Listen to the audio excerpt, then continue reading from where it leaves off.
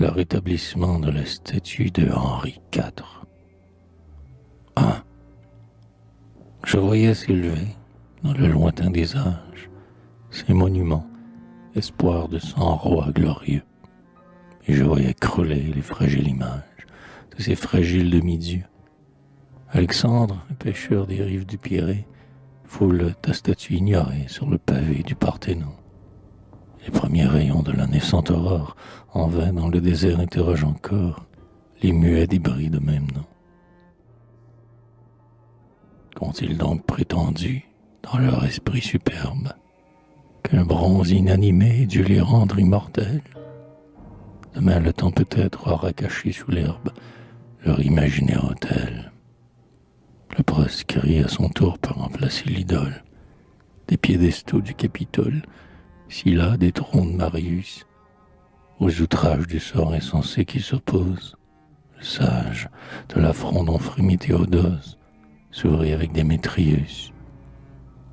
D'un héros toutefois l'image auguste et chère, hérite du respect qui payait ses vertus. Trajan domine encore les champs que de Tibère couvrent les temples abattus. Souvent, lorsqu'en l'horreur des discordes civiles, la terreur planait sur les villes, au cri des peuples révoltés. Un héros, respirant dans le marbre immobile, arrêté tout à coup par son regard tranquille, les factieux épouvantés.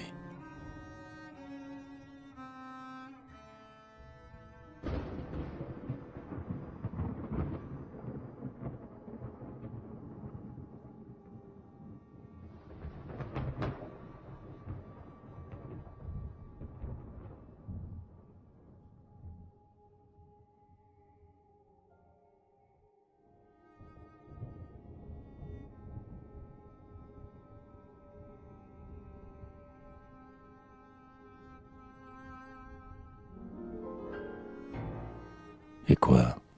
Sont-ils donc loin, ces jours de notre histoire, où Paris sur son prince osa lever son bras, où l'aspect de Henri, ses vertus, sa mémoire, n'ont pu désarmer des ingrats? Que dis-je? Ils ont détruit sa statue adorée. Hélas, cet ordre égaré mutilait les reins renversés. Et cependant, des morts suyant le saint asile, leur sacrilège main demandait à l'argile l'empreinte de son front glacé. Voulait-il donc jouir d'un portrait plus fidèle du héros dont le reine a payé les bienfaits? Voulait-il, réprouvrant leur fureur criminelle, le rendre à nos yeux satisfait? Non, mais c'était trop peu de briser son image. Ils venaient encore, dans leur rage, briser son cercueil outragé. Tel, troublant le désert d'un rugissement sombre, le tigre, en se jouant, cherche à dévorer l'ombre du cadavre qu'il a rongé.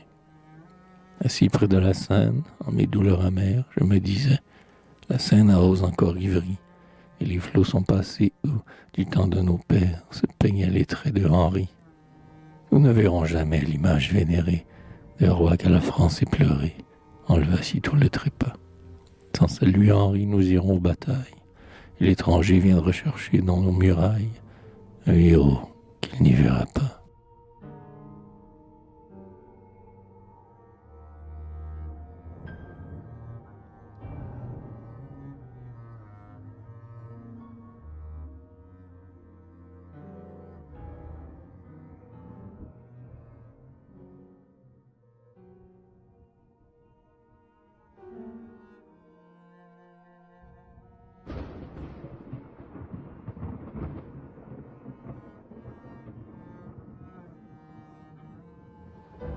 Où courez-vous?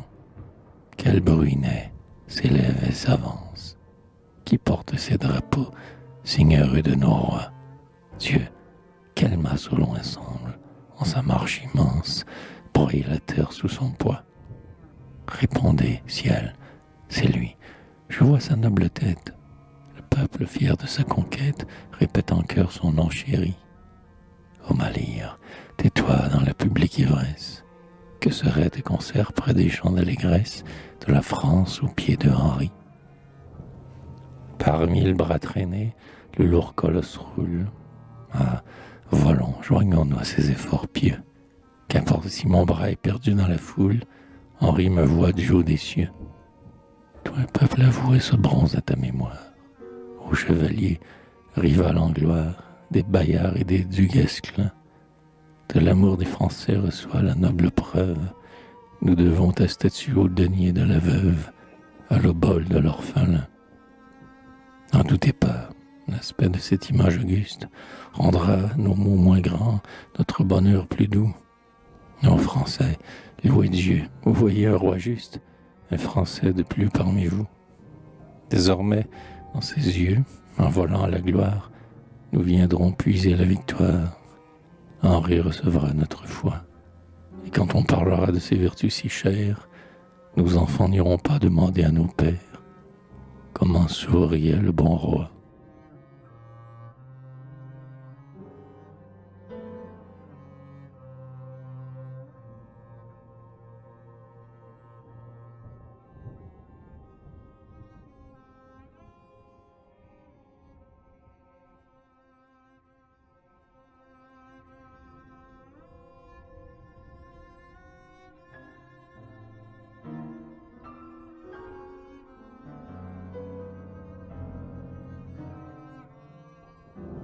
Jeune ami, dansez autour de cette enceinte.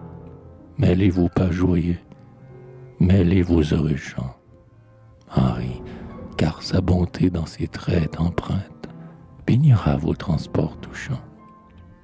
Près des 20 monuments que des tyrans s'élèvent, qu'après de longs siècles achèvent les travaux d'un peuple opprimé. Qu'il est beau, ce terrain où d'un roi tutélaire, la France aime à revoir le geste populaire et le regard accoutumé.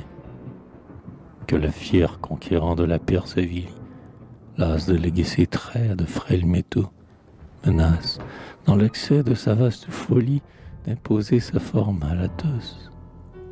Qu'un pharaon cruel, superbe en sa démence, couvre d'un obélisque immense le grand néant de son cercueil. Son nom meurt, et bientôt l'ombre des pyramides, pour l'étranger, perdu dans ces plaines arides, est le seul bienfait de l'orgueil. Un jour, mais repoussons tout présage funeste, si des ans ou du sort les coups encore vainqueurs brisaient de notre amour le monument modeste, Henri, tu vivrais dans nos cœurs.